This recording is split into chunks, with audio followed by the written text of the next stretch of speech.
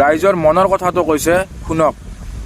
আপুনি তদন্ত যে একো ভালকে নকৰে মই কনফাৰ্ম। আপুনি খালি যেনে তেনে ২৬লৈকে আপোনাৰ ইলেকশ্যনত দিগদাৰ হয় নেকি বুলি অসমৰ মানুহে আপোনাক ধৰিব নেকি যে জুবিনদাৰ হত্যাকাৰীবিলাকক আপুনি বচাইছে বুলি, হা?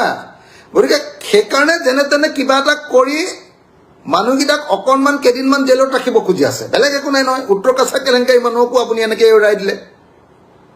আপোনাৰ CIDক বিশ্বাস নকৰাটো সকলো মানুহৰ অধিকাৰ আছে,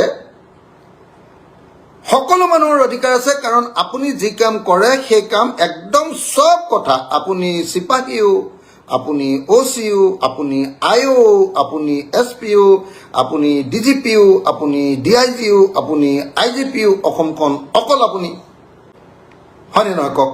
আপুনি কাকো কৰিবলৈ নিদিয়ে একো কাম, অকল সব আপোনাৰ মতে কৰে। সেইকাৰণে আমি কৈছোঁ নিৰপেক্ষ এটা তদন্ত হ'ব লাগে। এতিয়া মই জানো যে আপুনি বেলেগ একো কৰিব খোজা নাই, কিবা এটা কৰে, হা, কিবা এটা কৰে।